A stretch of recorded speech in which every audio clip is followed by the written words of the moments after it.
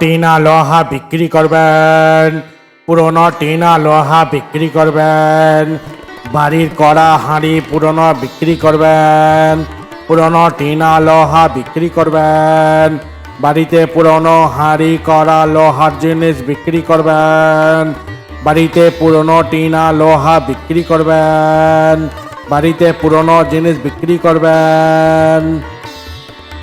कोई है जो पुरानो टीना लोहा बिक्री करবেন? আপনি পুরনো জিনিস কেনেন? চলুন তো, আমার ঘরে কিছু পুরনো জিনিস আছে, ওগুলোকে আমি বিক্রি করে দেবো। চলুন, দেখবেন, চলুন। काका बाबू चलिए दिखाइए आपके घर में का चीज है। কিছু নেই, ওই পুরনো কিছু জিনিস আছে, চলুন দেখবেন, চলুন। এই কটা জিনিস আছে, দেখুন কত কি হয় বলুন আমাকে। तो जा देखছি ये तो सोना का हाड़ी আছে, लगता है ये बुरा जाने ना এটা সোনা का हाड़ी है। দেখে বলো বাপু, কত টাকা হবে, সেই বুঝেই দেবো আমি। বাবু এ তো বহুত পুরানা চিজ আছে, এর দাম বেশি হবে না, আমি আপনাকে সব মিলিয়ে 50 रुपया देंगे।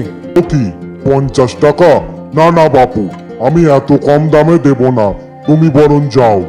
काका बाबू हम आपको तो ज्यादा रुपया ही दे रहे थे, কিন্তু আপনি তো নিলেন না। ঠিক আছে, আপনি রেখে দিন আপনার জিনিস, যখন আবার আসবো তখন যদি মনে করেন तब आप दे देना हमको। ठीक है, हम जा रहे हैं अभी। ठीक है, এখন যাই, যখন পরে আসবো 100 रुपया দিয়ে নিয়ে চলে যাব। কেউ পুরনো টিনের জিনিস লোহার জিনিস বিক্রি করবেন? কেউ পুরনো টিনের জিনিস লোহার জিনিস বিক্রি করবেন? তুমি পুরনো জিনিস কেন? আসো তো, আমার ঘরে কিছু পুরনো জিনিস আছে, দেখে যাও। এই সবে একজন দেখে গেল, আসো। আচ্ছা চলুন, দেখাবেন, চলুন কি আছে আপনার কাছে দেখি।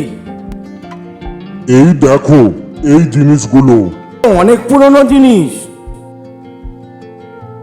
কিন্তু কাকা বাবু এটা তো সোনার হাড়ি, আমার কাছে তো সোনার হাড়ি কেনার মতো টাকা নেই। বলছো কি তুমি, এটা সোনার হাড়ি? হ্যাঁ কাকা বাবু, এটা সোনার হাড়ি, চলুন বাইরে চলুন।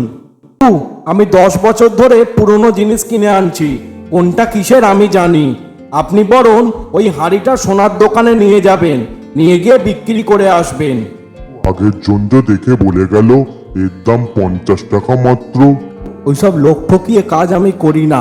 চললাম কাকা বাবু, আপনি সোনার দোকানে গিয়ে মিলিয়ে নেবেন। এই জগতে তাহলে এখনো ভালো লোক আছে, এনাকে দেখে বোঝা গেল।